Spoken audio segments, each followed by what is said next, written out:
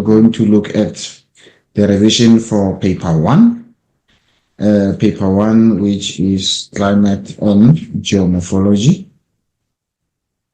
Yes, by the end of this lesson, you will have an overview of paper 1. Dear learners, remember, taking time to prepare for examination requires you to make temporary sacrifices for lifetime investments. You just have to do it. Remember, this is just one examination of many examinations of our lives that you have written and you are still going to write. It is important for you to do well in this examination. However, there is no examination that is more important than your life. Doesn't matter how your results come out, you still have to stay alive. That's the advice that I want to tell you, but that does not mean you have to perform poorly or not prepare adequately.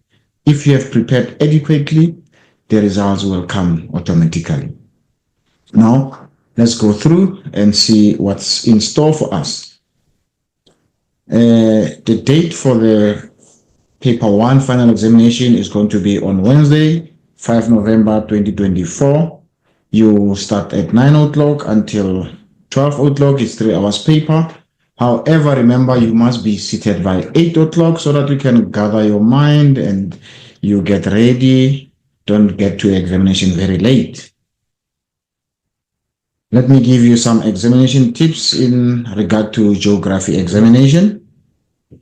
Be seated in the exam room by 8 as per exam rules that are read to you every day. Remember to enter the room with all the necessary mapwork equipment.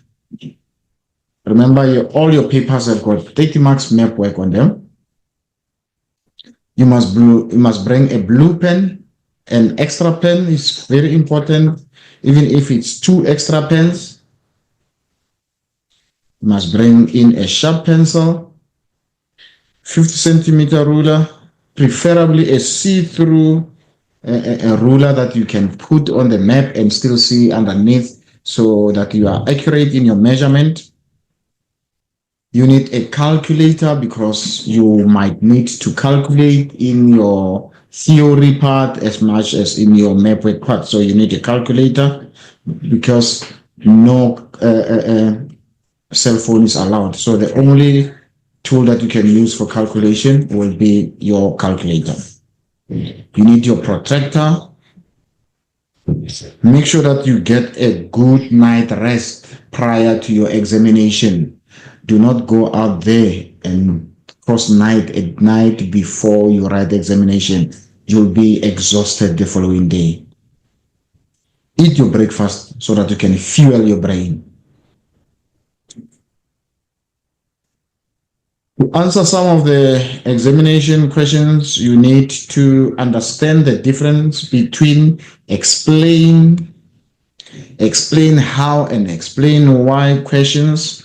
These are the questions that we say they need a factor and a qualifier. These are the factors and qualifier questions. You have 2 parts to the question. You need to make sure that you respond to both parts, the explain and how part. Interpret your diagrams and maps. You need to read a synoptic weather map. You are also going to need to interpret and understand case studies or articles that could be given to you in that examination. You need to analyze infographics to be able to answer questions. Remember, your infographics are made of different types of forms. It can be a case study plus a map or a photograph or any other picture that is, but they will be of related content. Now let's look at the structure of our paper 1. It is physical geography out of 150 marks for 3 hours. Question 1 is climate and weather. It's made up of 2 short questions and then 2 long questions, source-based questions. out of 60. And question 2, geomorphology, is the same. 2 short questions of 15 marks, 7 or 8 and 8 and 7 respectively. And lastly, it's a mapwork question of 30 marks. And the mapwork question is made of mapwork skills, application and interpretation. And last marks for 8 marks is GIS. Each question that you're writing will have a paragraph question in question 1 and 2, and all questions in geography are compulsory. Never leave a blank space. Try to answer all the questions. Now, let's start with your examples of your short objective questions. Now, what we have here, we have a synoptic weather map. Let's look at the first question. It says, the synoptic weather map above represents the season. Now you have 2 options, winter and summer. So this requires you to be able to interpret the map or the synoptic weather map. How do you tell that season on the map? How do you identify the season on the map? Now, when you're looking at this map here, dominantly you have L, which indicates low pressure in the interior of the map. So what does that mean? It shows that the season here is summer. Why do you say it is summer? Remember, L is representing pressure. And remember, pressure and temperature are inversely proportional, or they are opposite. When temperature is high, the pressure is low. And when the temperatures are low, the pressure is high. So which means if this was a winter map scale, it will have an H in the interior. But this one is a summer synoptic weather map because you can see it has got an L in the interior. Now, here are the questions. The synoptic map above represent what season? The season that is represented there is summer because of the reasons that I gave, because of the letter L there. And you can also see the mid-latitude cyclone is further south. Remember, the mid-latitude cyclones or cold fronts are always there on the map. They will always be there. The only thing is that they are going to vary in their position. They will move further south. As you can see here, if this mid-latitude cyclone was to move from west to east like this, because it is driven by the westerlies, it will not touch the land because it is during summer. So the land will not have influence. So the question that usually comes in examination, they say, during which season do mid-latitude cyclones affect the weather? Or they ask, during which season do mid-latitude cyclones occur? You must know that the mid-latitude cyclones occur throughout the year. But when do they affect the weather of South Africa? They affect the weather of South Africa during winter because they move northwards during winter. So when they move northwards is when they are closer to the land. And then when they say which season, you don't say because of the presence of the mid-latitude cyclone. You say the mid-latitude cyclone is approaching. The mid-latitude cyclone is approaching. You can see the mid-latitude cyclone here. It is approaching the land, but here it is not approaching because it is summer. It is further. So the mid-latitude cyclone is further south. So during winter, you say the mid-latitude cyclone is approaching. Here it is further south. So it does not affect the weather.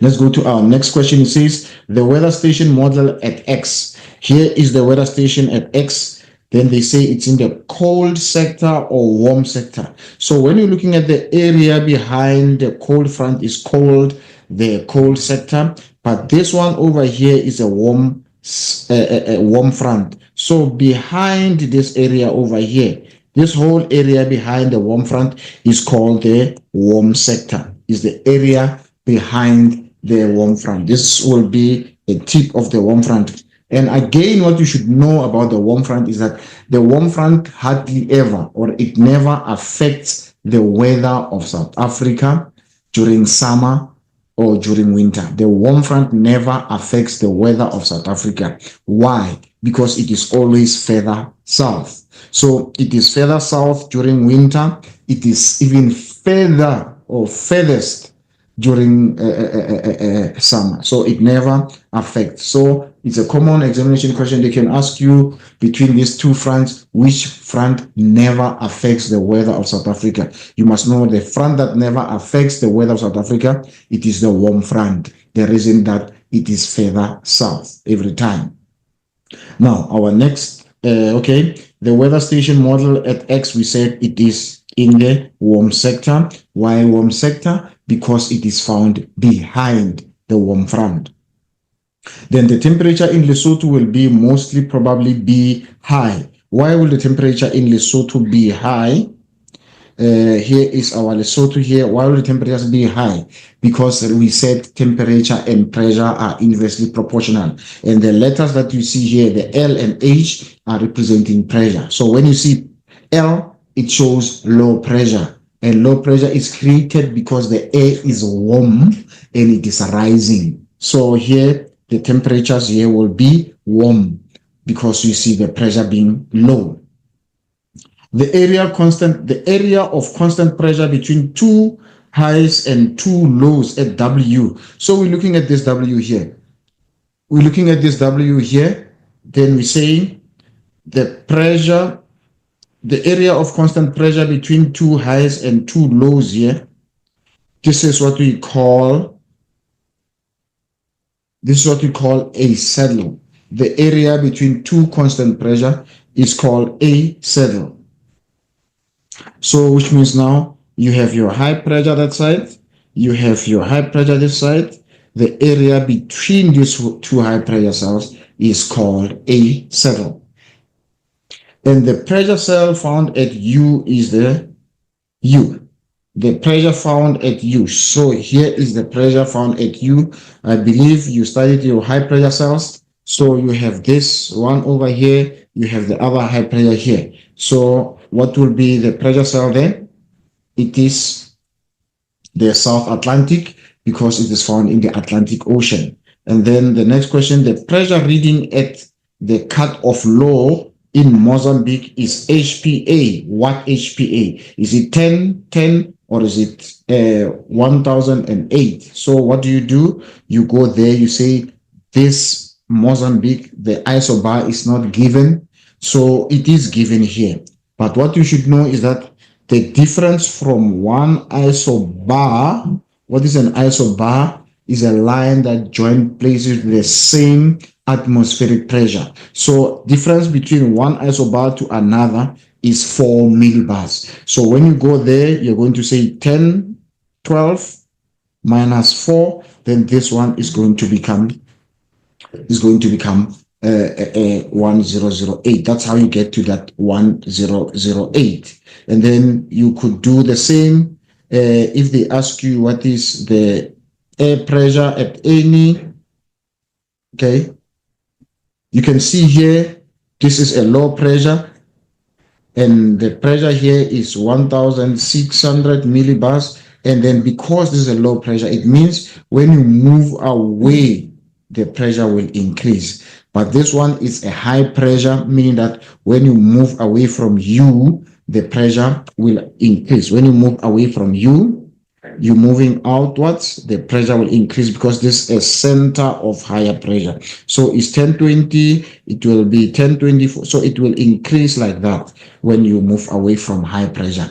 But you must know it will increase by 4 millibars or 4 hectopascals. So what is the correct answer there? Is 1008. The wind direction from U to X will most likely be in which direction? So this is the direction from U to X. From U to X, what is this direction? So it's an easy direction. It's a grade 10 content. It's simple a map direction. So the direction there will be to southeasterly direction. The direction is in the southeasterly direction. Okay, now let's go to the next short objective question. This is Eben Heath Island. These are the questions on Eben Heath Island. It says here, evapotranspiration is dash in the rural area because open spaces reflect dash energy out to space. So it means now evapotranspiration in is it low or is it high? Is it solar or is it terrestrial? So you have to mix these ones. Now, what is the correct answer there? The evapotranspiration is higher in rural areas because open spaces reflect solar energy into outer spaces. And now, cities experience less wind circulation because, number one, remember tropical cyclones. Why do tropical cyclones die over the land? Because of high friction. So what do tall buildings do? Tall buildings reduce the wind speed. So the cities experience less wind circulation because of the tall buildings. So there is less wind circulation there. It is not because buildings have more glass. More glass will influence urban heat island. It is not because buildings are of darker materials. Darker material will also favor urban heat island, and therefore, because dark material absorb heat, and then buildings are built of concrete, it will also favor the development of urban heat island. So the only answer here that is going to influence the wind circulation will be tall buildings. All these other factors are factors that influence the development of urban heat island. Let's go to the next question. This is not a reason for the development of the heat island. Number one, we have artificial surface. No, artificial surface does contribute to that. Artificial source of heat does contribute to heat. Density of buildings, yes, it does contribute to urban heat island because it provides larger absorption area. So which one is incorrect is the slope aspect. It doesn't matter where the sun is coming from. It doesn't matter. Remember, slope aspect refers to the direction to which the slope is facing. So this is not a reason for the development of the heat island. It doesn't matter where the slope is facing to. So all these other factors favors. All these other factors favors the development of heat island. There's only one that does not favor the development of urban heat island, which is the slope aspect. And then they say the pressure gradient that exists between the rural area and the city is mainly because. Now, this is an important question because you speak of pressure gradient. So you need to define what is pressure gradient. Then HP minus LP is equals to PG. So what do I mean by that? I say high pressure minus low pressure is equals to pressure gradient. So which means now the pressure gradient that exists. So when speaking of the pressure gradient, we're referring to that there is high pressure somewhere and there is low pressure somewhere, and that results in pressure gradient. So pressure gradient simply means the difference between high pressure and low pressure. So they say the pressure gradient that exists between the rural area and the city is mainly because the first answer is there is high pressure in the city. Now you ask yourself, why will there be high pressure in the city? What is the difference between cities and rural areas? Cities are warmer. So because they are warmer, the air rises. Because the air is rising in the city, so it means there is no high pressure in the city. The pressure is lower. So this one is going to fall out because of low pressure in the rural area. Now you're saying, what creates low pressure? Low pressure is created by high temperatures. Now, are temperatures low in urban areas? No. Remember, we're talking about urban heat island. So when you define urban heat island, you're saying the warmer urban area than its surrounding rural areas. So which means now the rural areas must be cooler. So if the rural areas are cool, it means they cannot have low pressure. Because they are cool, the air is heavy, so the air is sinking. So this one cannot be the correct one. Now the next one says high pressure in the rural area. Now high pressure, what will create high pressure in the rural area is because the air is cooler, so the air is subsiding. So this is the correct one. Now this one says high temperature in rural area. No. Now why are rural areas not cooler? Because in rural areas there's less industrial activities, there's low building density, there is a lot of short buildings, there's natural surfaces, so the rural areas are cooler. So this one says high temperatures in rural areas. So this one is incorrect because rural areas have got lower temperatures because of the natural surfaces, because of open water masses, because of the trees that are absorbing heat. So rural areas are cooler. So because rural areas are cooler, they are going to have high pressure. Then the air will be blowing from rural areas to urban areas. So high pressure in rural areas and low pressure in urban areas. So the correct one here will be number C.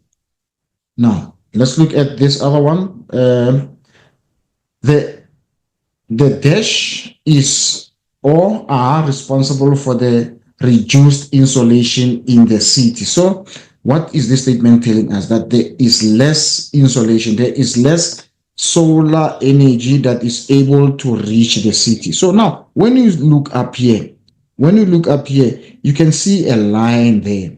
You can see a line there of pollution dome. You can see the line that represents pollution dome. What is pollution dome, by the way? It is the polluted air in or around the city, but it is a concept. It is a concept you can define in any way. You can say a parcel of polluted air in the city. It can be defined in a number of ways. So the area responsible for the reduced insolation in the city, can it be pollution dome? Can it be tall buildings? Will tall buildings reduce insolation? How will they do that?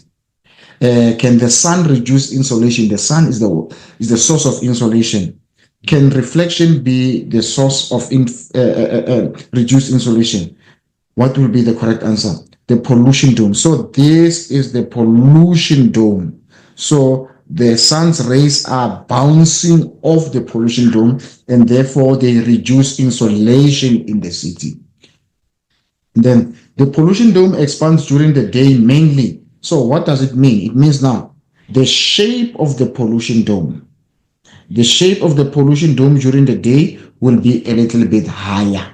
The shape of pollution dome during the day, it will expand during the day and it will go lower during the night. So the question is, the pollution dome expands during the day mainly because of more human activities, cloud cover, heat islands, or evaporation. So why will temperatures be higher and make this pollution dome to go higher during the night, during the day?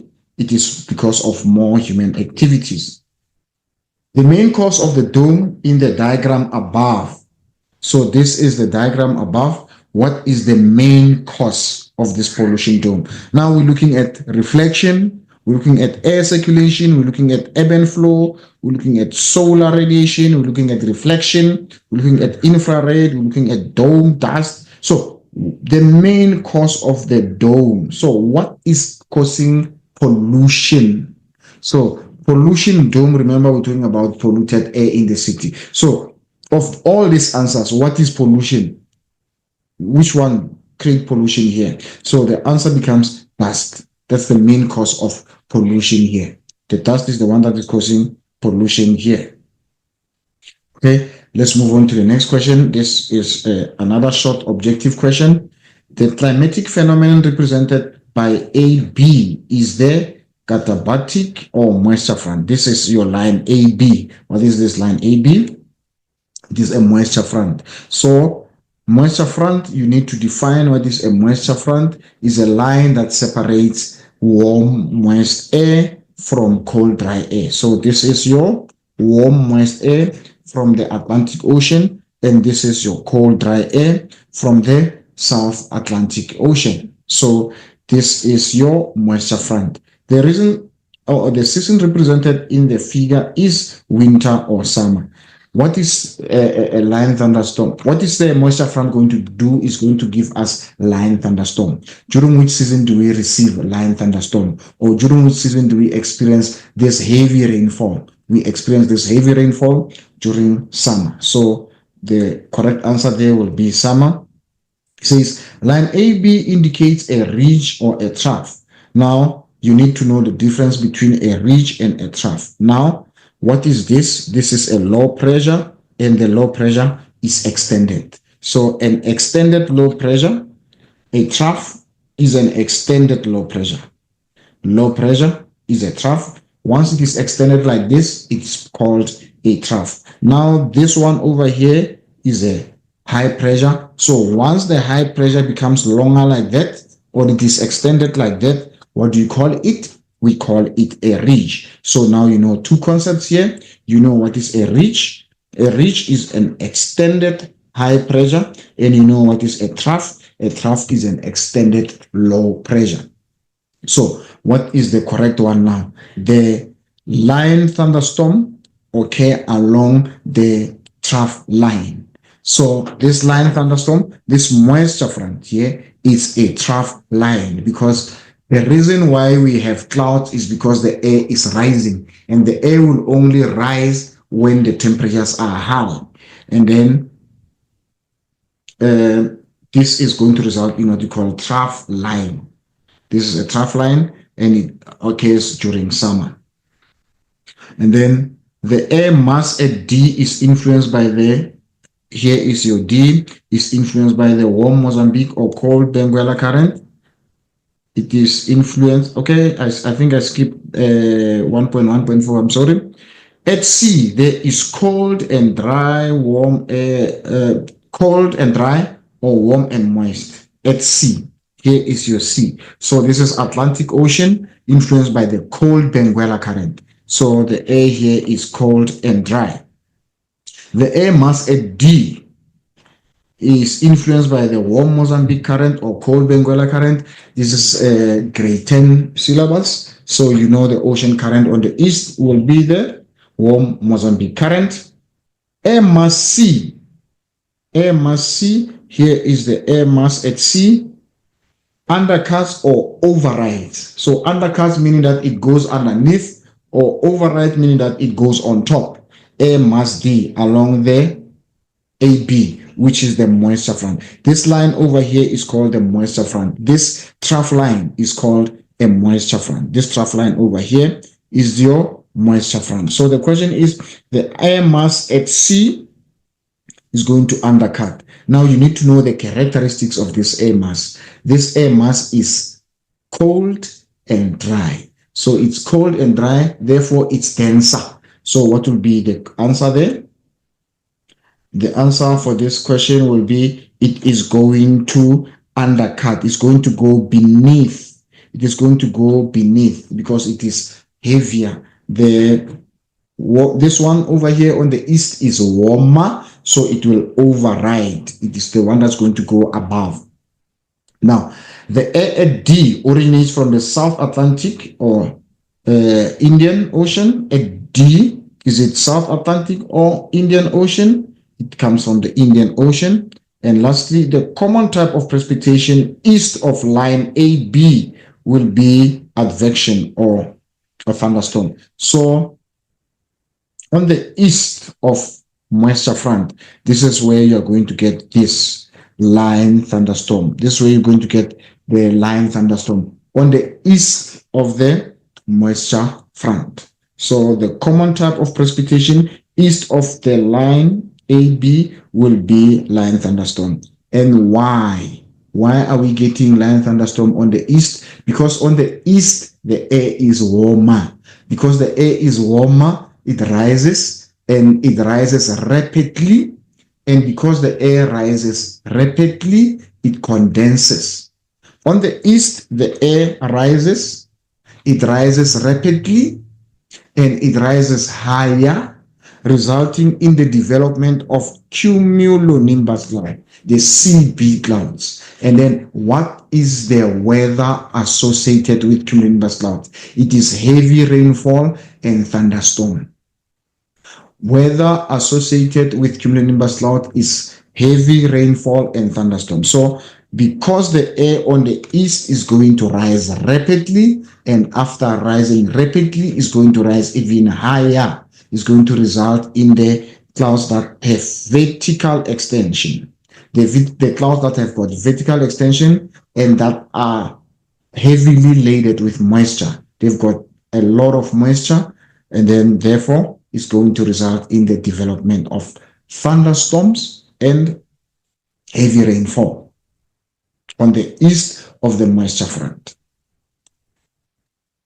Now, let's look at the long questions here. The first long question that I want us to quickly look at is the tropical cyclone here. State one condition that are required for the development of tropical cyclone. Give two pieces of evidence from the sketch to indicate that the tropical cyclone is in the mature stage. Now, let's look at the first question. State one condition required for the development of tropical cyclone. So, what is it that tropical cyclones need?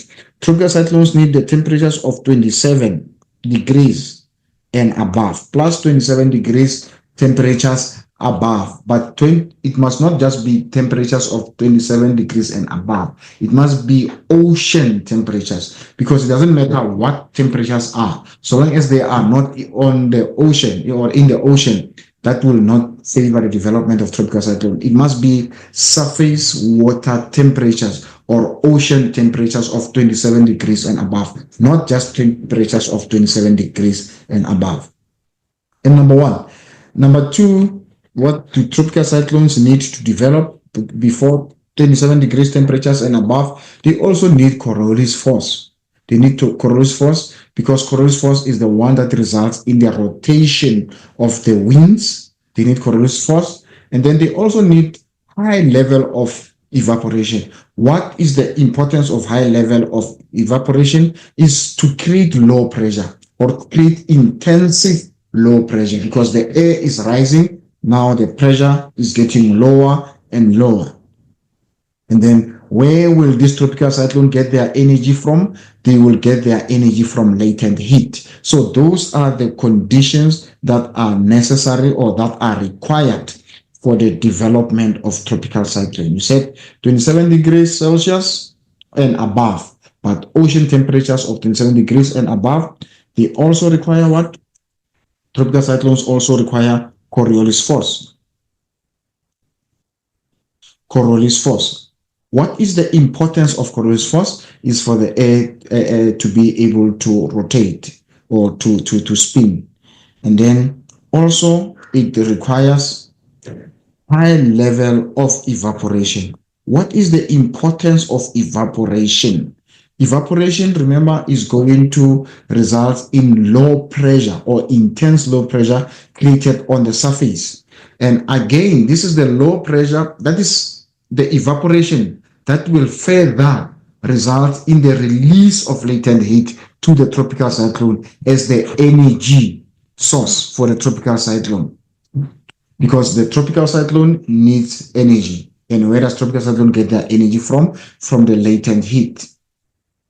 Give two pieces of evidence from the sketch to indicate that the tropical cyclone is in a mature stage. How do you tell that this tropical cyclone is in a mature stage? Number one, you can see it has got an eye. It is well developed here. You can see from the cross section. You can also see from the sketch here that it has got an eye. That's number one. Give pieces of evidence from the sketch to indicate that the tropical cyclone is in the mature stage. So you can see there is an eye there to indicate that it's in a mature stage. It's clearly visible there. It is clearly visible also in the cross section. What else can you see there? What else can you see there? You can see the pressure, which is below 1000. The pressure is below 1000. So the pressure in the center here is 970. Is 970. So the isobaric interval in this case, it is 2 millibars. In this case, the isobaric interval here is 2 millibars. So the pressure in the center there will be 970 millibars or hectopascal. So it's indicating that the tropical cyclone is in a mature stage. What is the evidence? This is the evidence. And then again, it is important that sometimes the examiner can ask you to draw a symbol to represent the eye of the tropical cyclone. You see that is the eye of the tropical cyclone. That is the eye of the tropical cyclone. This is the symbol for the eye of the tropical cyclone. It must be represented like that. Give a reason. Okay, what influence will subsiding air at A have on the cloud cover in the eye? So if the air is subsiding here in the eye, what influence will the subsiding air at the eye have on the cloud cover in the eye. So what are the conditions in the eye of a tropical cyclone? Number one, the conditions is that there is clear skies. It's clear skies. Why do we have clear skies in the eye of a tropical cyclone? Because of the subsiding air. So subsiding air will not condense because subsiding air is heated adiabatically. So the adiabatic heating that we experience when we're talking about air, it will occur when we're talking about, number one, the berg winds. The berg winds, why are berg winds hot and dry? Berg winds are hot and dry because they are heated adiabatically, meaning that as the air descends, it is heated. So during the occurrence of berg winds, do we have clouds? We don't have clouds. So it's the same condition. That is the same condition with the eye of the tropical cyclone. In the eye of the tropical cyclone, the air is subsiding. So a subsiding air is heated, and because the air is heated, there is no condensation. So I'm bringing these two concepts together because now we are doing revision. We have already done berg winds. We know they are hot and dry winds. Why are they hot and dry? Because the air is subsiding. Now, what's happening with the subsiding air? The subsiding air is heated. So those conditions are the same in the eye of a tropical cyclone and also with the berg winds. The air is subsiding, and what is the behavior of subsiding air? It is heated. And now when the air is heated, there is no cloud formation because the air is not going to condense. The air will only condense when it rises. And rising air is going to cool. And then the cooling is the one that is going to result in condensation. But the subsiding results in heating. Rising results in cooling. So I hope you understand why we are going to have I hope you understand what will be the influence of subsiding air in the eye of the tropical cyclone. It's going to result in clear skies, and then other conditions that we are going to get in the tropical cyclone's eye is that there is no precipitation. You cannot expect precipitation without clouds. And then another condition that you'll get in the eye of a tropical cyclone is that it's going to be calm condition. The conditions will be calm in the eye because this is what we call the eye wall. These cumulonimbus clouds here, they form what we call the eye wall. Because of the eye wall, the strong winds cannot go through the eye. The strong winds cannot go through the eye. That is why one of the conditions is that it is calm or wind still.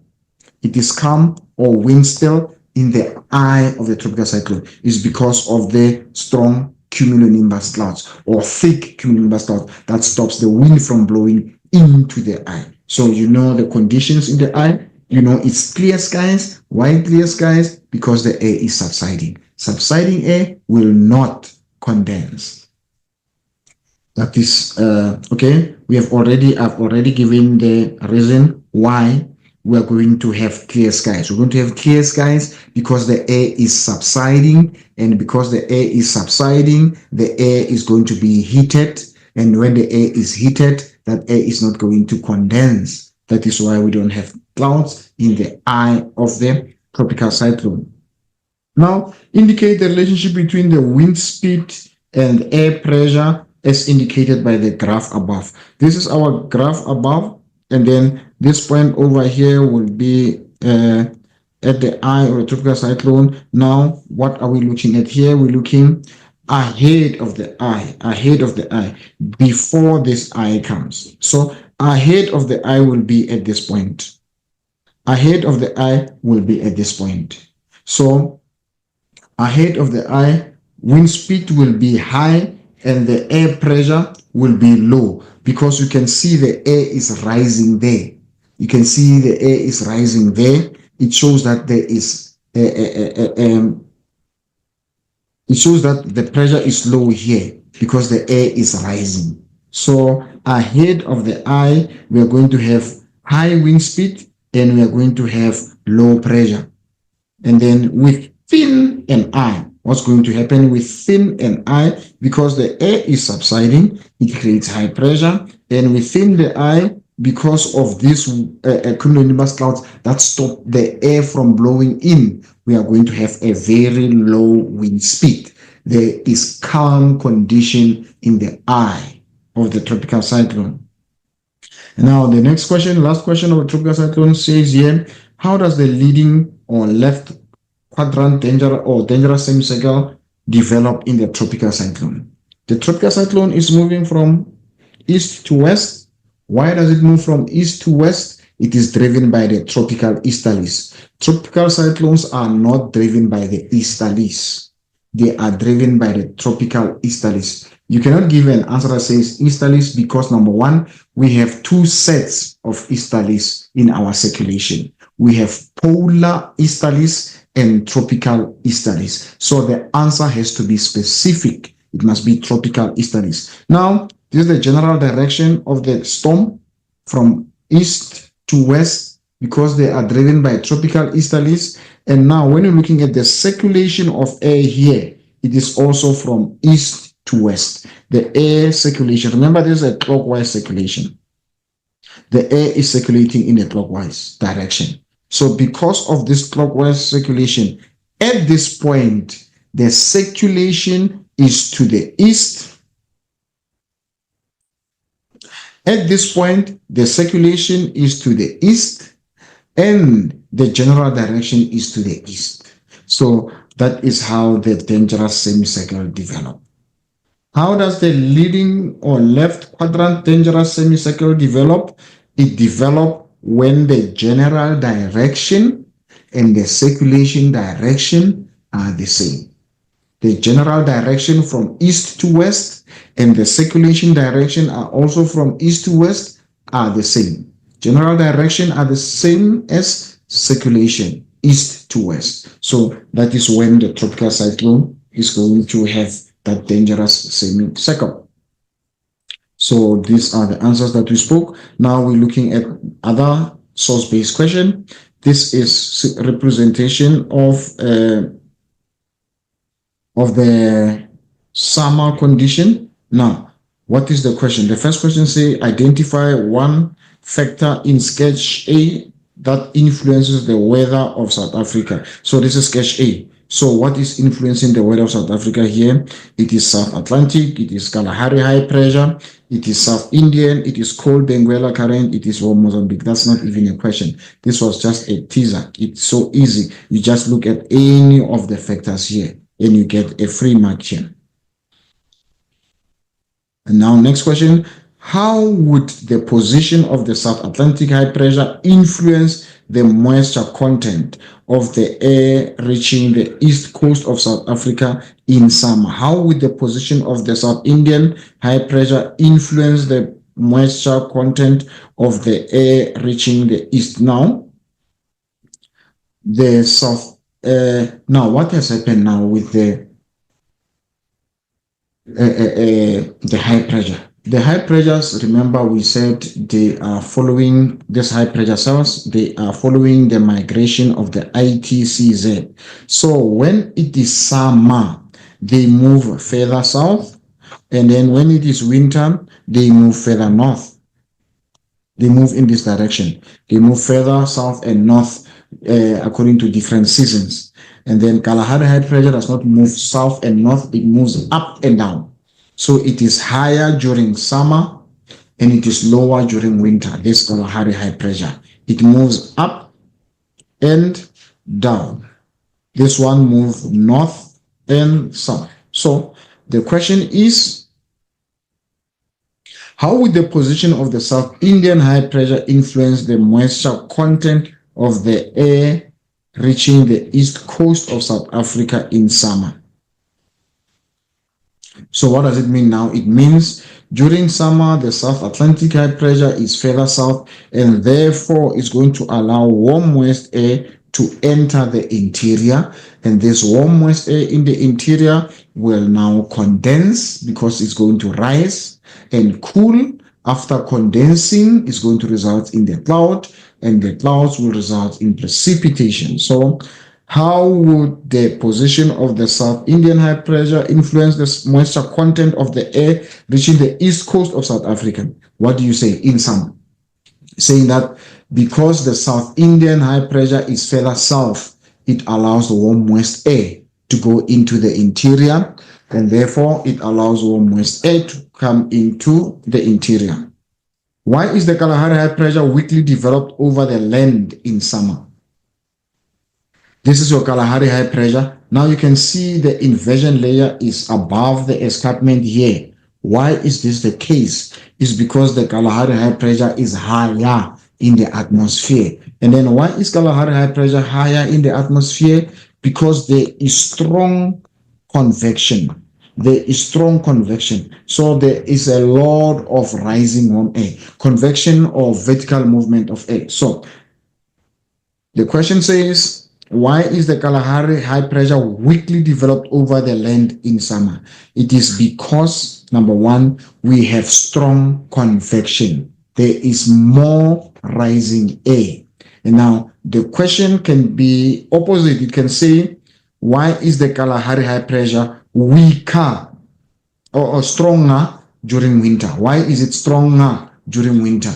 It is stronger during winter. So you can just change this and say, okay, here this one is saying weaker. You can change the question and say, put the opposite of that question, say, why is it stronger during winter? Then change summer to winter.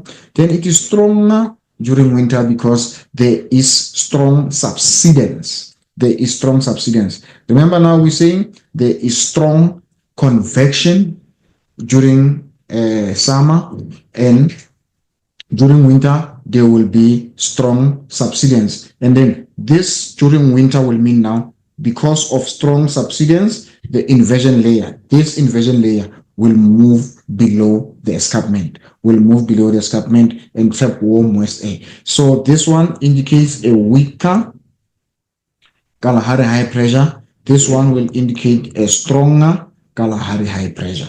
So this is what will happen for different seasons. And this layer, remember, we call it the inversion layer. This layer is called inversion layer.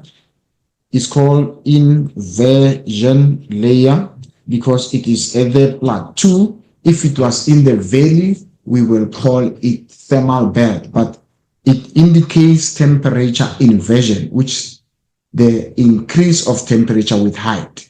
The increase of temperature with height. So many times learners confuse the concept inversion layer and thermal belt. You only get the thermal belt. You only get the thermal belt in the valley. You get the thermal belt in the valley, but at the plateau,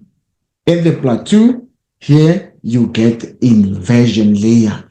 Though they are same, they cannot be called with the same name. They cannot be called with the same name because even though they are both indicating the increase of temperature with height, which is temperature inversion.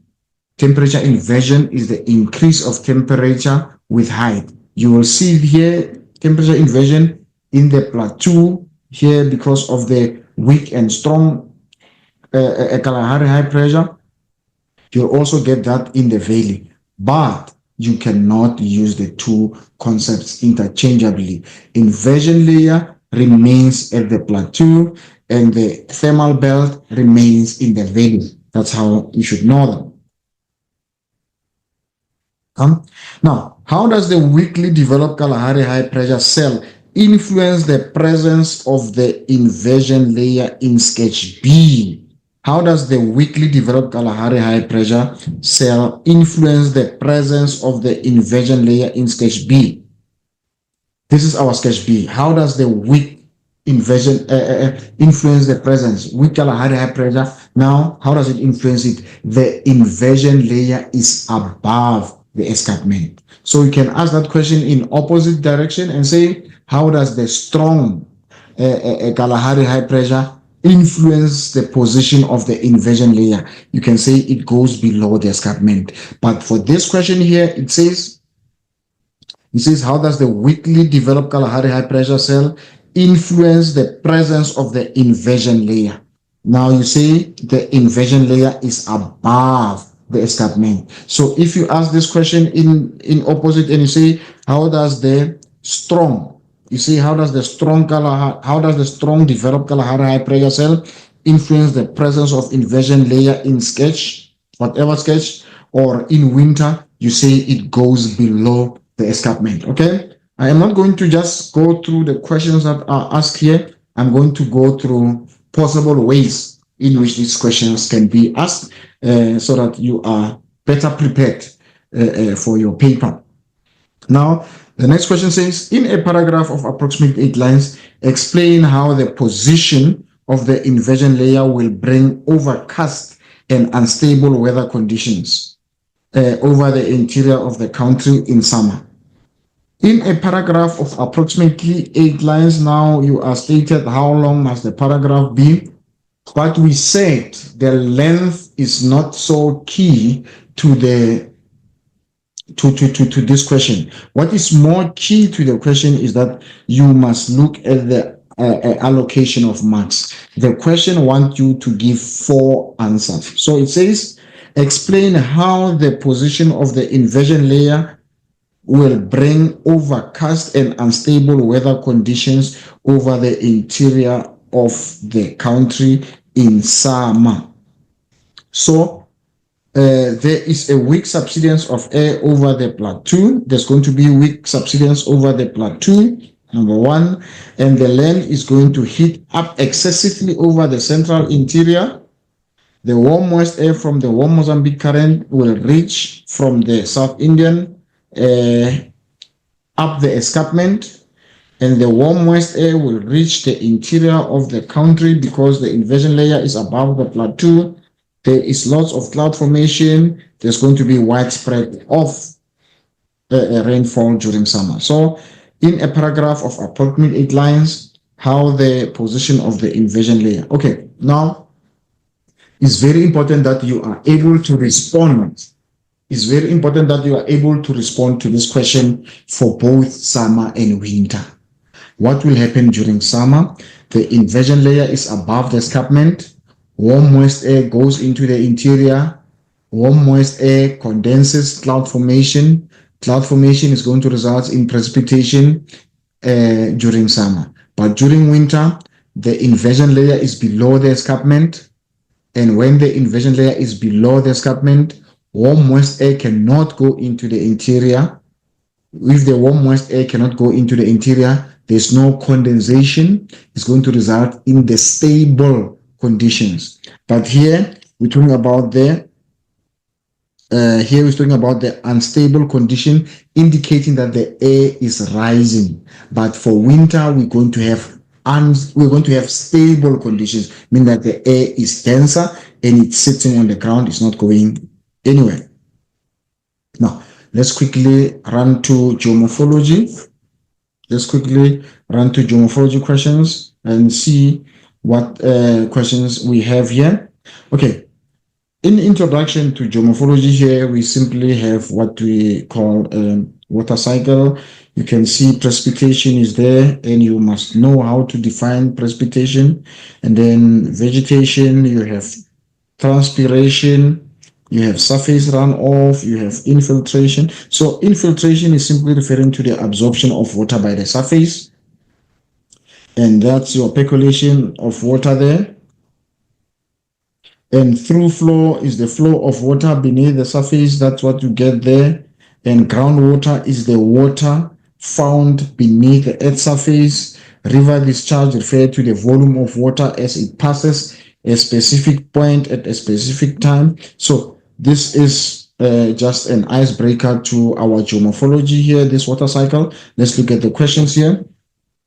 High-lying area that separates 2 drainage basins is known as the watershed. Point where 2 or more streams meet is known as the confluence. So easily, if you're looking at 2 streams, your confluence will be this point here, where this point over here will be your confluence, because you have this stream that is flowing into this stream. So this point over here will be your confluence, because that's where 2 streams meet. So any point where 2 streams are meeting, that point is called a confluence. Okay. And then a watershed is high-lying area that separates two drainage basins. Here we have an interfluve. So what does an interfluve do? If you have a drainage basin like this, and a drainage basin with the streams, this is one drainage basin with streams. So between the streams within one drainage basin, this is what you're going to get, an interfluve. But if you have one drainage basin here and another drainage basin next to it there, so the two drainage basins are separated by the watershed. Point when two or streams meet, we already said that it is confluence. Point where the river enters the sea is known as the mouth. But you should not say mouth, just like you could not say elbow when you're talking about river capture. It is not elbow, but it is elbow of capture. And also here you must be very aware, it must be river mouth, because it's not just any mouth, it's a river mouth. And then the elbow of capture, the point where river join or river diverts headwaters of another river, or a stronger, more energetic river diverts headwaters of another less energetic river. That point is not called an elbow. It's called an elbow of capture. Just like here, this is not necessarily a simple mouth, it's a river mouth. The upper limit of groundwater now, where do we go here? We go to the upper limit of groundwater. So if you have water, groundwater here, so this part of groundwater here, this part of groundwater will be the part that is on top here, the top part of groundwater. This is what we now call water table, this top part of the saturated. So this top part over here, this is what you call water table. The top surface of groundwater is called water table.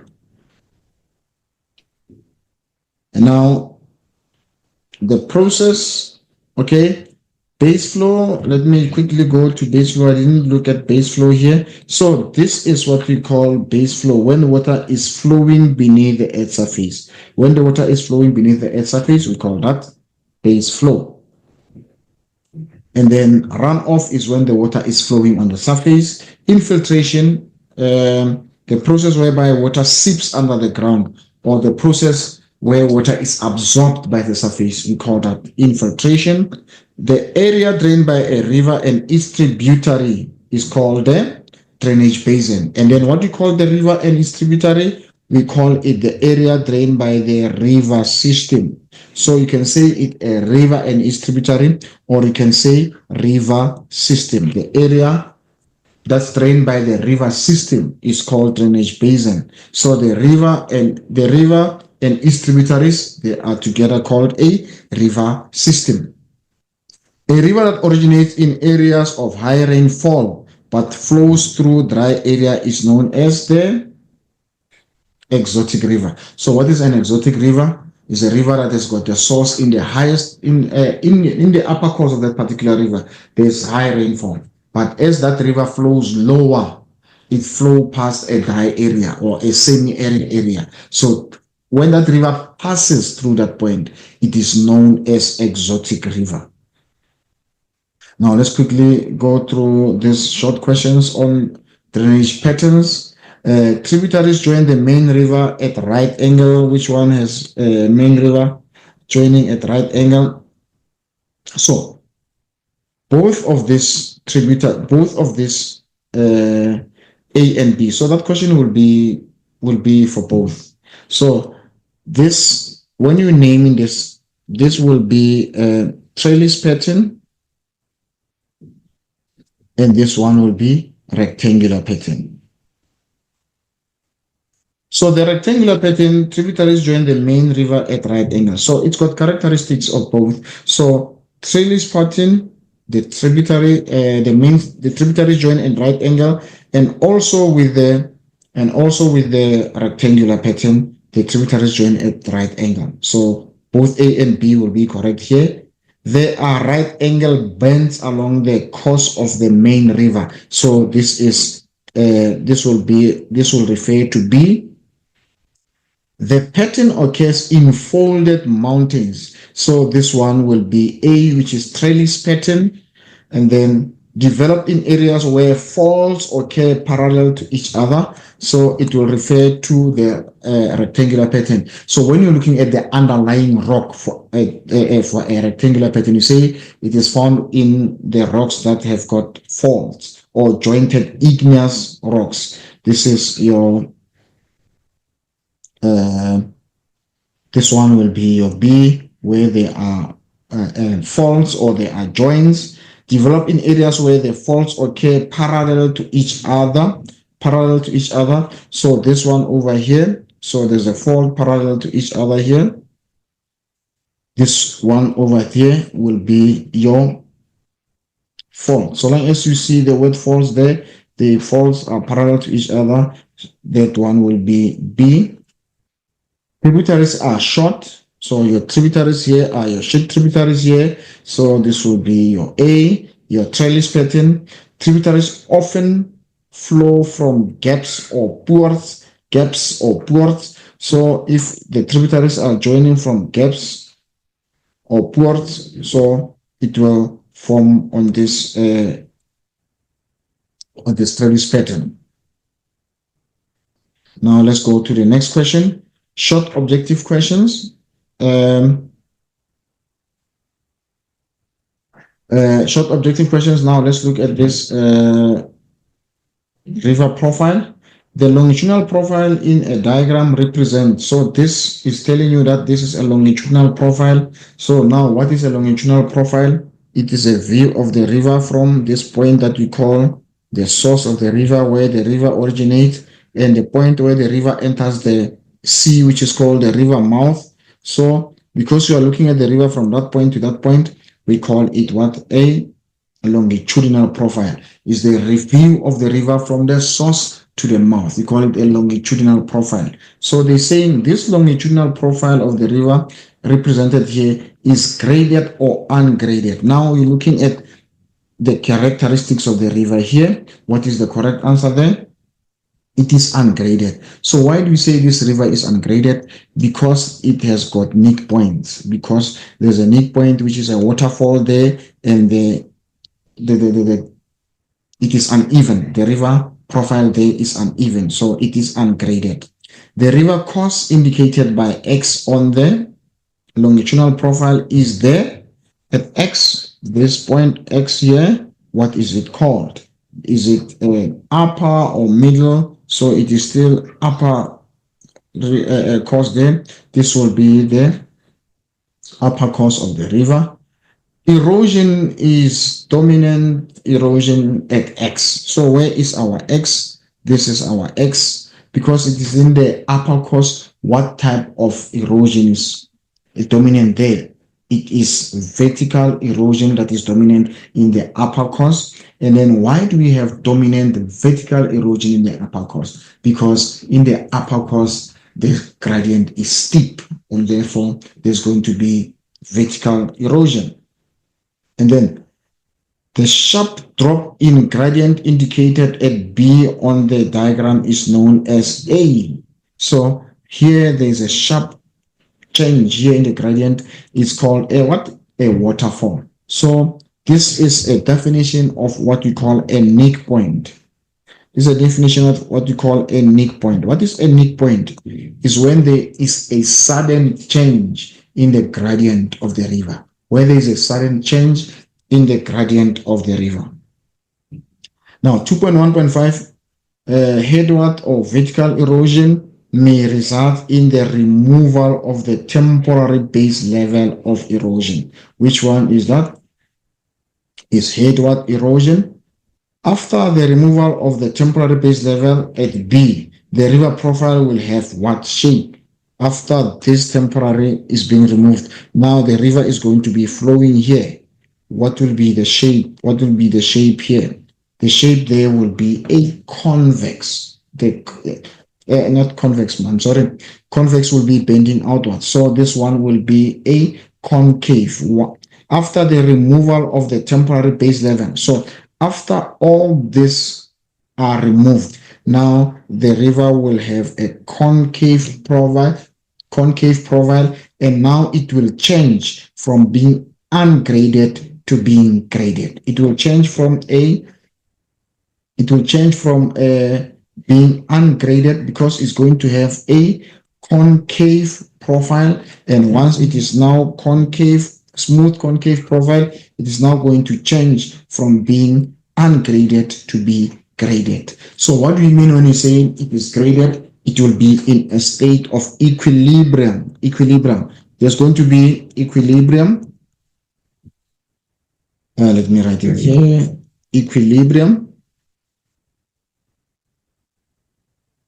What do you mean when you say it's going to be in a state of equilibrium? It means there's going to be a balance between erosion and deposition. Right now, in this stage, the question said the dominant erosion. So it means there is a dominant erosion in this. So the dominant process in this river is erosion. The dominant process in this river is erosion, especially in this part, because there are still obstacles, there are still weak points there. So the river is trying to remove them. But once this is removed, there is not going to be any dominant process. The river will be in a state of balance between erosion and deposition. And we say that the river is in equilibrium. And now, because it's in equilibrium, it's going to take a concave shape because the river will have been graded. Now, the flow is predominant on the slope of the river profile indicated as S. Now, what is the stage here at S? The stage at S here is called lower course. It's at the lower course because you can see this is where the river is joining the sea, and then you can see already here the river is already winding, and as the river winds, that process is called meandering. The river is meandering there, and then it indicates that there's a lower course. And then what will be the dominant flow is predominant here. So this is what we call a laminar flow. This is what we call a laminar flow. And then that is when a river is flowing in sheets that are separate from each other. There's no mixing of water at this stage. The river is flowing on separate sheets. That's when we call that process a laminar flow. Why is the river flowing in that kind of form? Why do we have laminar flow? Because the gradient is, the riverbed is smooth. So because of the smooth riverbed, there are no turbulences. So the river is flowing very smooth here. But when you look at here, at Z here, this will be the type of flow that is called turbulent flow. And this kind of river flow will take place in the upper course where there are weak points and there are waterfalls, there are rapids. So at this stage, the river will flow in a turbulent flow. But at this stage where it is smooth, it's going to have a laminar flow. And how do you define that laminar flow? Is when the river is flowing in separate sheets. It flows in separate sheets that are not touching each other. So you can see there, you have the flow there, you have the flow. So it goes like that. So it's indicating that there is no disturbances to water. But at this stage, at Z, you can see the water is bouncing up and down. So there's high chances of this water layers mixing with each other because of the uneven gradient, and then it will happen in the upper course, but the laminar flow, you will get it in the lower course. Now, what we have here, we have drainage basins that have got different densities. The first question is explain the concept drainage density.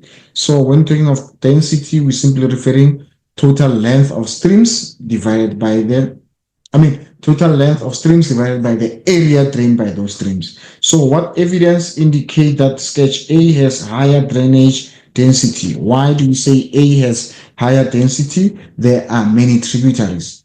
There are many tributaries here. And then determine the stream order at X in the sketch A. So how do you determine that? You say this is 1 and 1. 1 and 1, they're going to make 2. This is 1.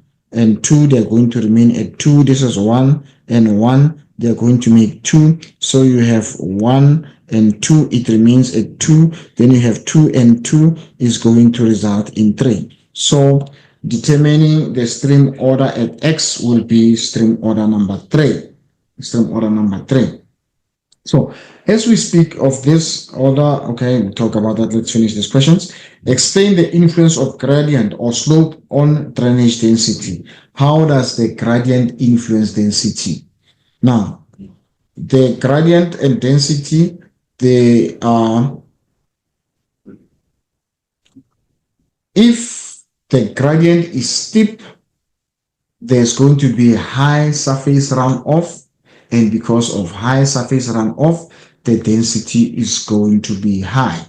But if the gradient is gentle, there's going to be more infiltration and less runoff, and therefore it's going to be low density. Now, if we're looking at sketch A and sketch B, where do we have a steeper gradient? We have steeper gradient at B. Why do we say steeper gradient at B? Because there are more tributaries, which means there is more water flowing than at A. At A, there is more water infiltrating. That is why we have lower drainage density at A, because of the gentle gradient. Remember, now we're looking at the factors that influence drainage density. Factors that influence drainage density. Here we are given one, which is gradient. We also have vegetation. So now, if we're looking at this, looking at vegetation, which area will have more vegetation? A will have more vegetation, because vegetation is going to result in more infiltration. More infiltration is going to result in low drainage density. Then at B, it means now, we have low vegetation. At B, we have low vegetation. That is why there is more surface runoff. And another factor that will influence drainage density will be also type of precipitation.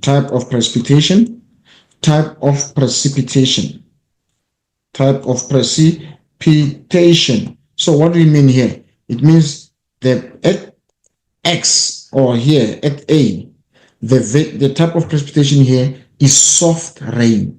So soft rain results in more infiltration and less runoff. But here at B, it is heavy rainfall.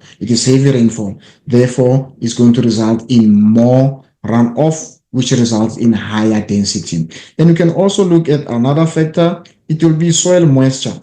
Which of the two soils here, soil moisture, which of the two, at A or B, where do we have more soil moisture?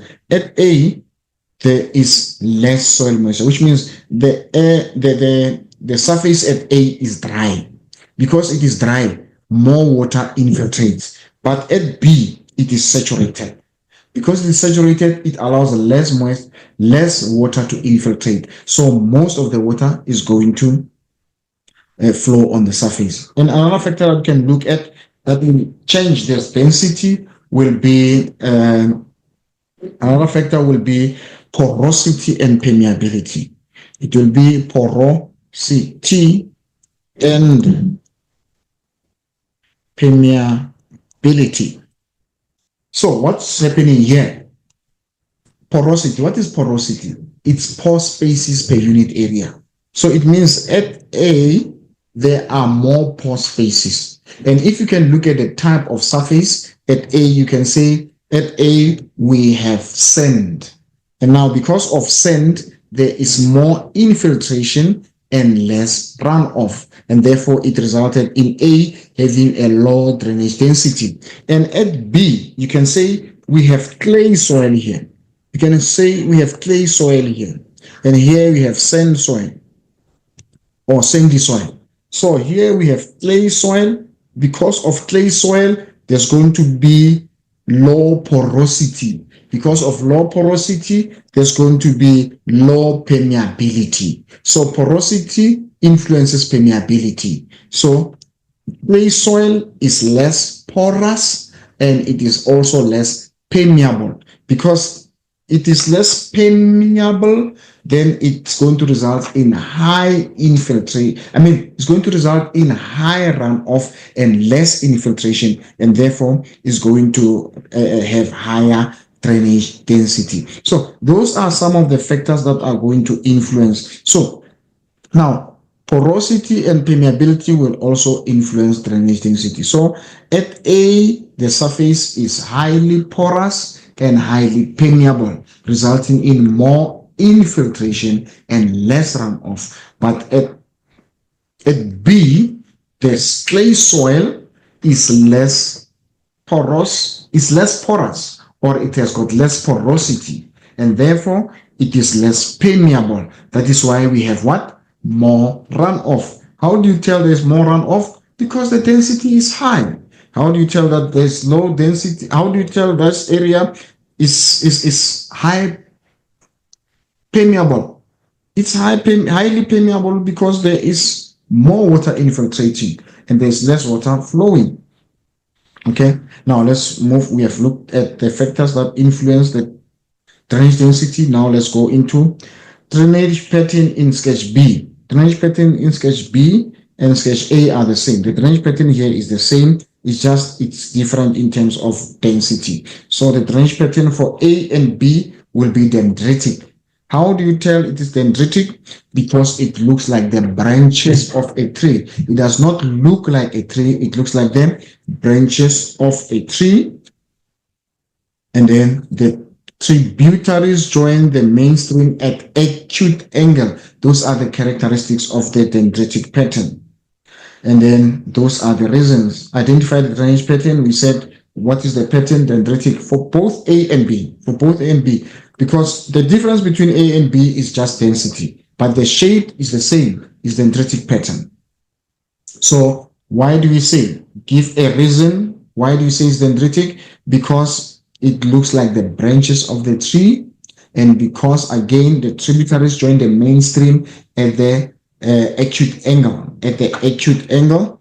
And then another reason that they can ask you, another question that they can ask you is to describe the underlying rock. Then you say the underlying rock here is the rock with similar resistance. The rock with similar resistance to erosion, or the rock with same resistance. But when you quickly go back to this one, you can say this one, the underlying rock is soft and hard rock following each other. Here we said, here what we have for this pattern, we have jointed igneous rock. We have jointed igneous rock, or igneous rock with faults or cracks. Here is folded mountains, but here with this one,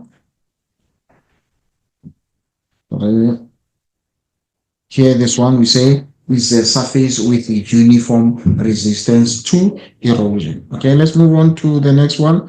One of the most common examination questions will be river capture or stream piracy together with river rejuvenation. Now let's quickly look at this river capture questions. What evidence in sketch X indicates that river capture is likely to take place? So what do you do here? You look at sketch X. So you see here is headward erosion. So what is headward erosion? Headward erosion. Remember, this water is flowing and going in this direction. So as this water is going in this direction, now the water erosion is taking place in this direction. Backwards. So what is headward erosion?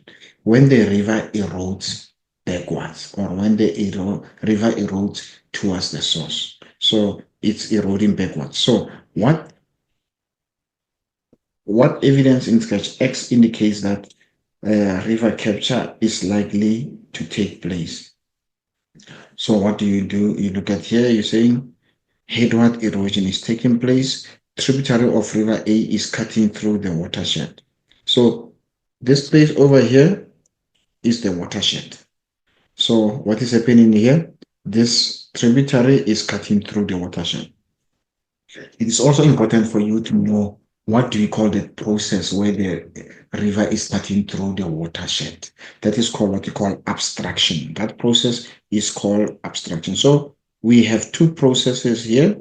We have one, headward erosion, where the river is eroding towards the source or backward, and abstraction is the lowering and the removal of the watershed, or is the retreat of the watershed. The lowering and the removal of the watershed is called abstraction.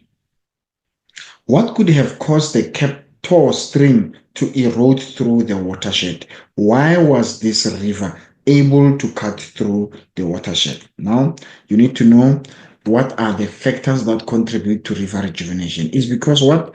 It was flowing on a steeper gradient. It was flowing on a softer rock. Because of softer rock, it's going to be easily eroded. It is because of increased volume of water, because of increased rainfall. So this could be asked in a simple way, what are the causes of river capture? So one river must be flowing on a steeper gradient. It must also be flowing on a lower gradient. You can also add here, it is flowing on a lower gradient. It's on a lower lying area. It's also flowing on a lower lying area. Now, what's the next question? Identify features C and B of river capture in stage 1. So where is river C? This is the point here, river C, and this is this point here. This is river D. So identify feature C. So C is the elbow of capture. This is not an elbow, it's an elbow of capture. And it's D is a misfit stream. It's a misfit stream. And now the question can ask you a question, what will happen to, or we can give characteristics of river D after river capture, or we can give the impacts of river capture on river D. So what will happen at D? River D will have less water. Because it has less water, there's going to be more deposition and less erosion. And then it can also be asked a question to give the impacts or the implication it will have. And also when you're looking at river E, look at river E. What has happened to river E? River E has got increased in what you can see that it is thicker in color now compared to this one. So it means it has gained more water. Explain the process that resulted in the formation of feature D. Explain the process that resulted in the formation of feature D. What is feature D? The misfit stream. How did the misfit stream form? How did the misfit stream form? Number one, headwaters of the misfit stream was cut off by the Captor stream. So its headwater has been cut off. It continued to flow after the wind gap with reduced supply of water. So what has happened here is that this is the headwaters. Headwaters is the water that is flowing from the source. Now it has been diverted. It has taken another direction. So now this river has a shortage of water. Now, you can also give what will happen to the people that are living around here in terms of their activities. They're going to have less water for farming, less water for irrigation, for household. So those are type of questions that can be asked. It can be asked to give the impacts of this, the impacts to the people or the impacts on the river themselves. So when they say what are the impacts, the physical impact on the rivers themselves, this river is going to have shortage of water, but this river is going to have high volume of water. Now let's look at the final question here. It says, in a paragraph of approximately 8 lines, describe how the increased volume of water will positively impact on the farming community at E. So how will the farming community be impacted here? Now there's going to be more water for irrigation, which means now at D there's less water for irrigation. There's going to be more water for livestock, increased yields due to the abundance of water, decrease in cost to obtain sufficient water for irrigation, so they don't have to spend more money because water is readily available. Increased flooding increases natural fertilization of soil. Input cost to farm decreases, so there's going to be less money spent. Farming now is economically viable. More jobs are created as more areas are put under cultivation. Increase in income as farming yields increases. Increase in domestic water. Increase in nutritional activities. Food security is secure since there is more access to food, more water for aquaculture. So this is the impacts to people. The question can also be, what is the physical impact, or what is the impact on the river? So now what's going to happen to the river? The river is going to have increased volume of water. The river is going to flow faster, increased velocity. The river is going to increase its vertical erosion. Then there's going to be less deposition because river has got more energy, and its carrying capacity will also increase. So here this question was looking for the impact to the people around, or the impact to the people living closer to the river. So this impact can also be on the rivers themselves. So you must be careful. That question can be asked in a number of ways. And again, you should be able, so many times you make a mistake because you give the characteristics of river E at river D. You must know which one has gained water and which one has lost water. So it's very important that you are able to look at those. What you have there, you have fluvial landforms. Identify the fluvial landform at A and B respectively. So when you're looking at this one fluvial landform here, this is your braided stream, and when you're looking at this one here, because you can see there's an ocean here, so B will become a delta.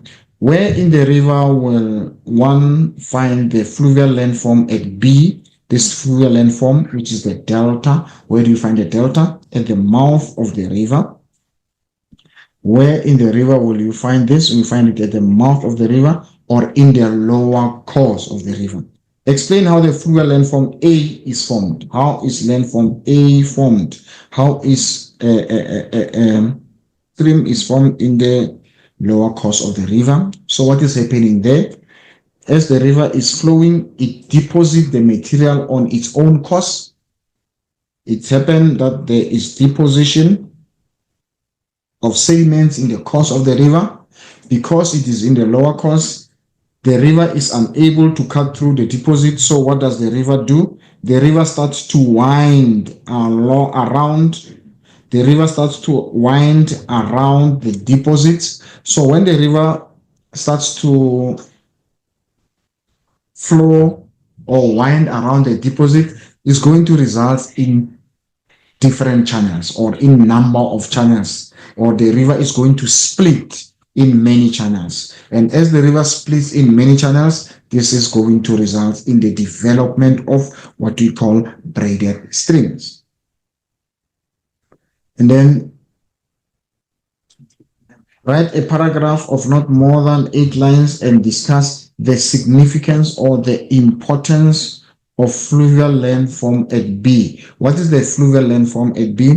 There's a number of importance of this, and now some of the factors, we can look at them as economic importance, you can look at them as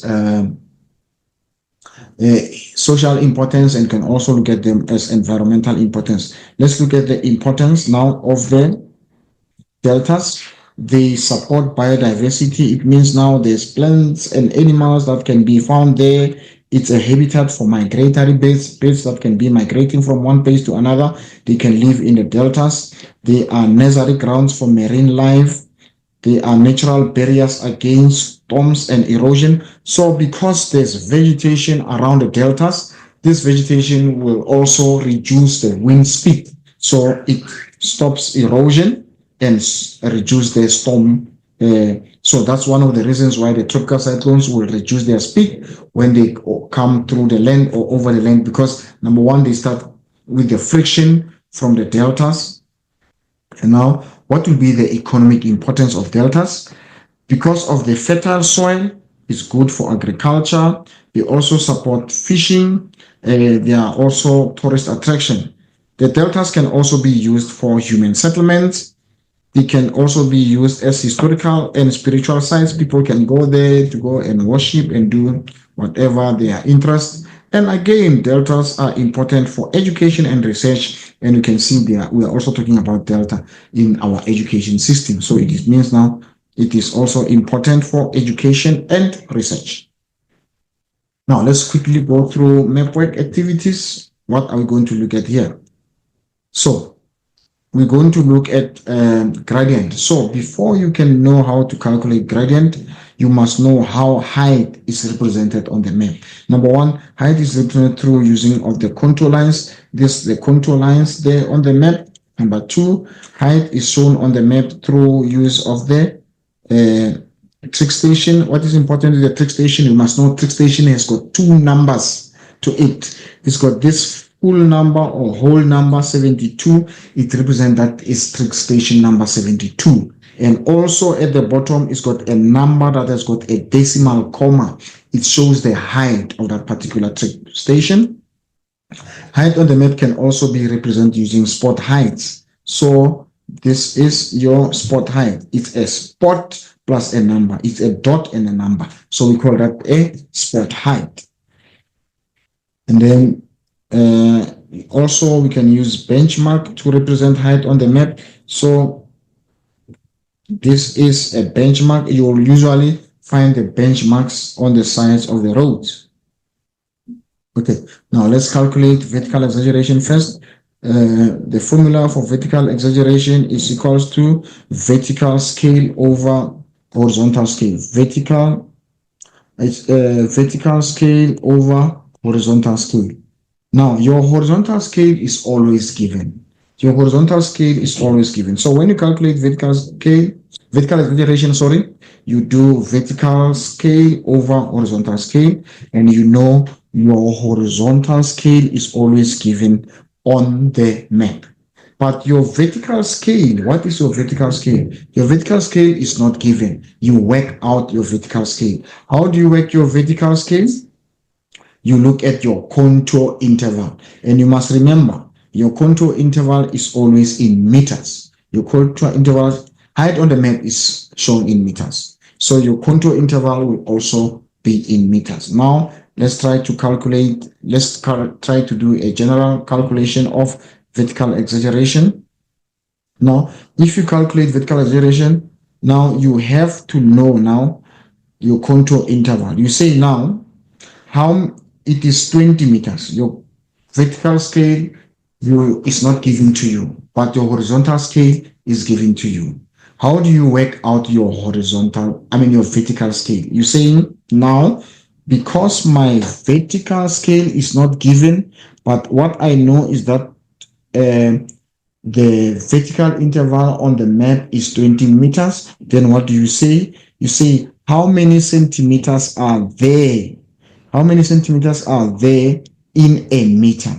How many centimeters are there in 1 meter? Then you say there are 100 centimeters in a meter. Then you say now, which means now you have to get 100 centimeters in each meter, and you multiply that by 20 meters. Then you're going to get 2,000. Vertical exaggeration. What is the formula for vertical exaggeration? Vertical exaggeration is equals to vertical scale over horizontal scale. I think we get that. Now, how do you calculate vertical exaggeration? You divide your vertical scale by your horizontal scale. What is your given horizontal scale? Your given horizontal scale for your topographical map is 1:50,000. And for your orthophoto is 1:10,000.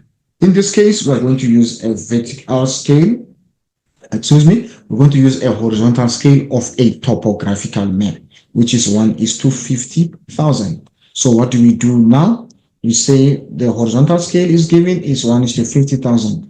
Are we given any vertical scale? No, we're not given any vertical scale. But what information do we have? We know that our contour interval on the map is 20 meters. Now, how do we get our vertical scale? How do we get the vertical scale? You say how many centimeters are there in a meter. There are 100 centimeters in a meter. But now our contour interval is not 1 meter. Our contour interval is 20 meters. Now we're saying 100 centimeters multiplied by 20 meters is equals to 2,000. It's going to be 2,000. Now we have worked out our vertical scale. What is our vertical scale? 1 is to 2,000. Our horizontal scale was always given as 1 is to 50,000. So we have to divide this. We say vertical exaggeration is equal to vertical scale over horizontal scale. So what do we do now? We're saying vertical scale. We say vertical scale, it is 1 over 2,000. It is 1 over 2,000, and our horizontal scale is 1 over 50,000. 1 over 50,000. But now you cannot divide a fraction by a fraction. So instead, what do you do? You say 1 over 2,000 multiplied by 50,000 over 1.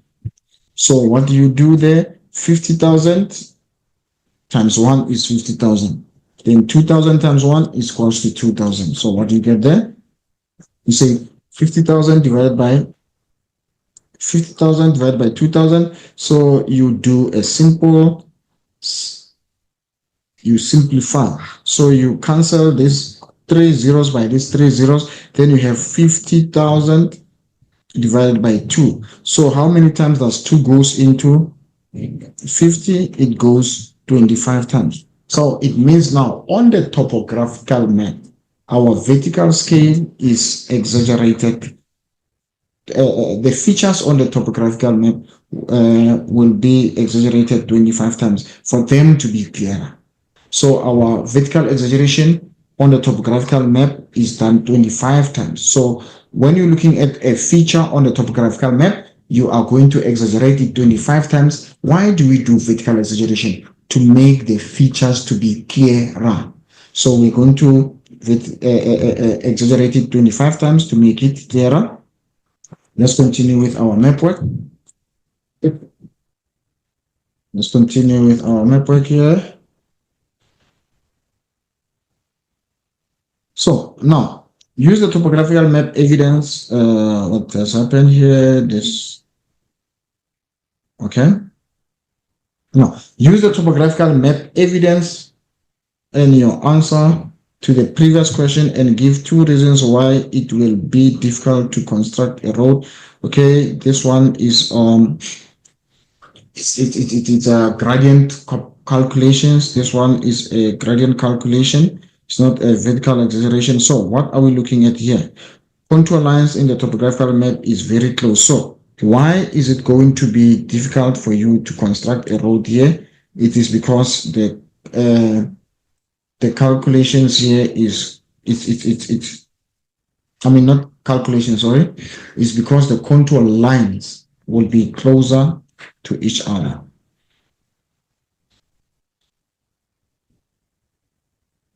Okay, let's move on. Let's look into our map interpretation. The dash in block E2 on the topographical map is an indication that seasonal rainfall occurs in the area. Now, you look at these things. Is it the row of trees? Is it perennial river? Is it a non-perennial river? Is it cultivated land? Now, what do we have there? You have cultivated lands there. Do you have any perennial river here? You don't have any perennial river. So what is the indication that will show that what will be the sign that indicate that the area receives seasonal rainfall here? It will be the non-perennial river. It is an indication that the area will receive periodic rainfall or seasonal rainfall. The non-perennial river. And then how is the non-perennial river represented? The non-perennial river is represented through the dots. It's represented through the river that is not flowing throughout. The river line is broken. But for the perennial river, the line is solid. Now, let's look at your map interpretation. Here is the question. Refer to the graph below indicating the average temperature of the area from H in block C1 to J in block C4 on the topographical map. Now, let's look at the questions here.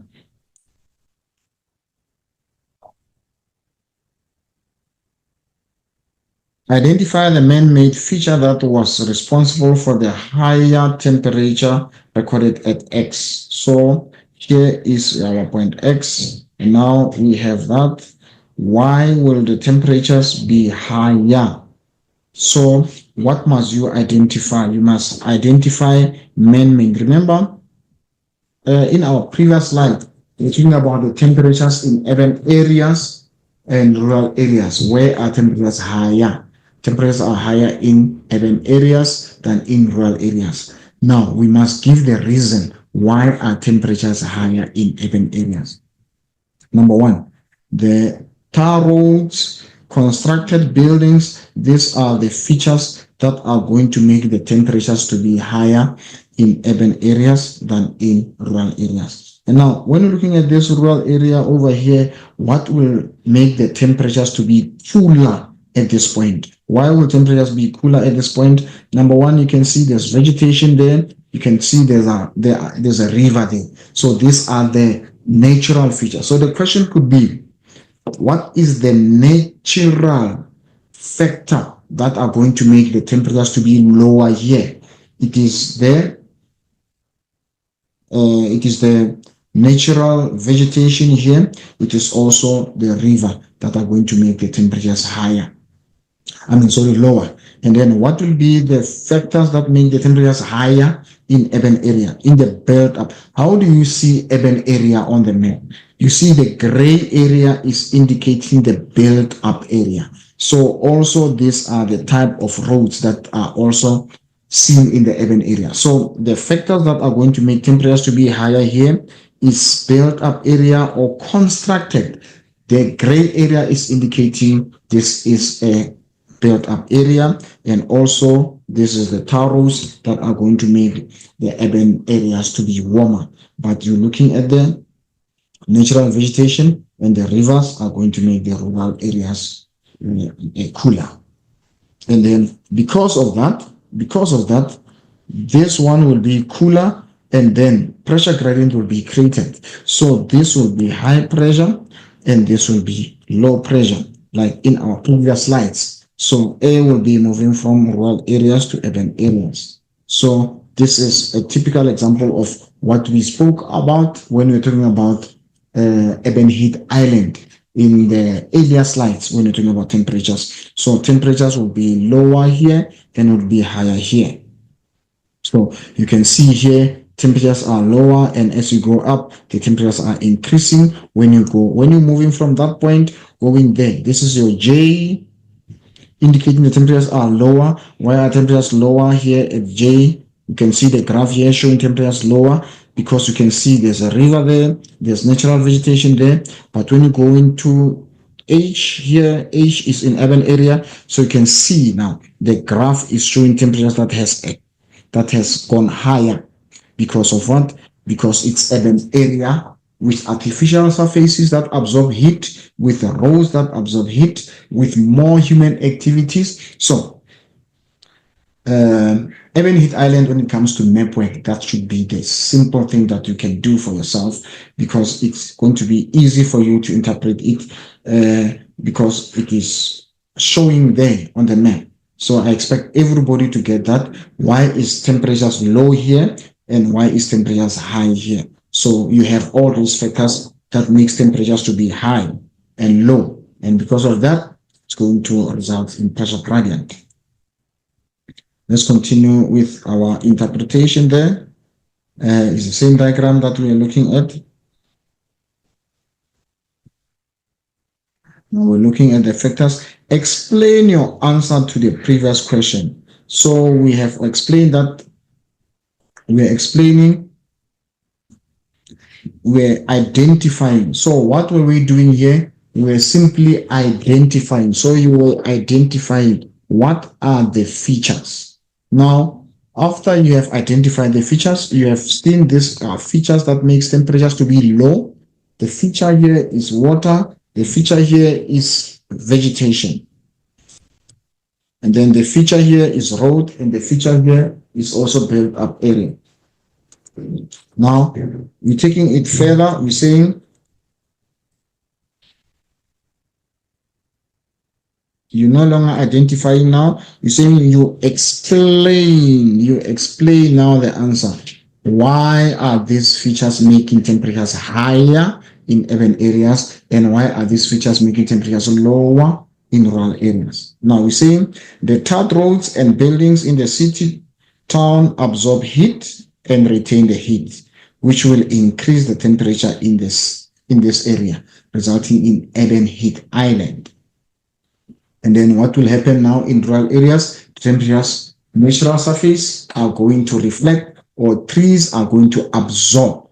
Here we're saying trees here are going to absorb heat, and you can say water masses are also going to moderate the temperatures. Now let's look at this other one. Okay, we have already done that.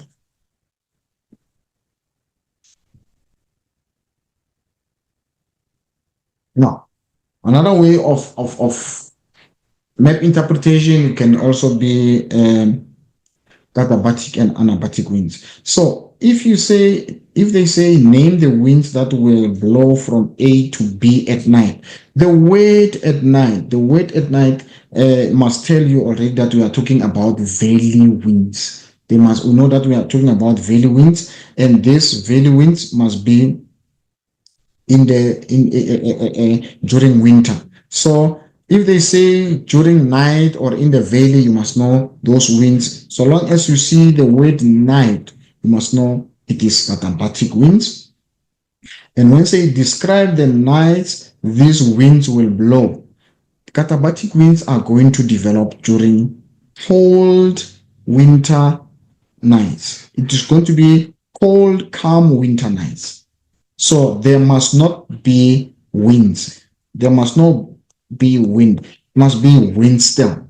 Because if the winds are blowing, it will not be clear. So this over here, you are going to have something like this. You're going to have something like this.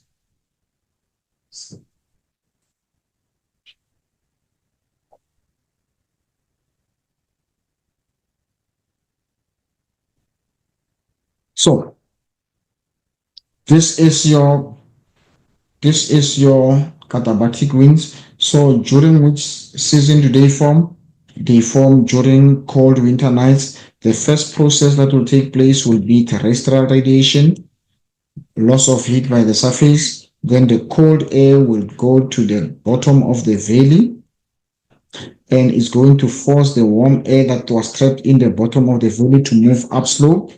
But the warm air will not move out of the valley. It will be trapped there in the middle of the valley, forming what we call thermal belt. Forming what we call thermal belt. My handwriting is a little bit terrible on a slippery surface. I'm writing on a very slippery. So that is called thermal belt. So what does this thermal belt show you? It shows you temperature inversion. And what's going to happen? More cold air is going to subside to the bottom of the valley. When more cold air subsides to the bottom of the valley, what's going to happen there? There's going to be frost pocket forming there. Frost pocket are going to form there in the middle of and at the bottom of the valley.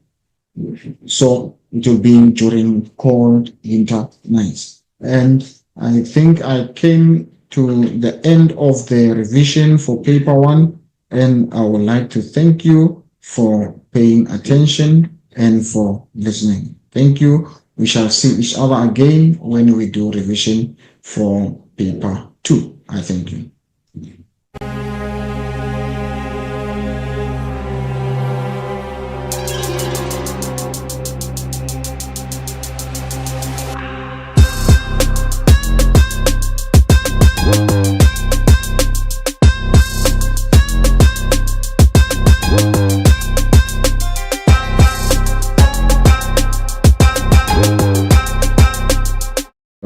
good day, learners.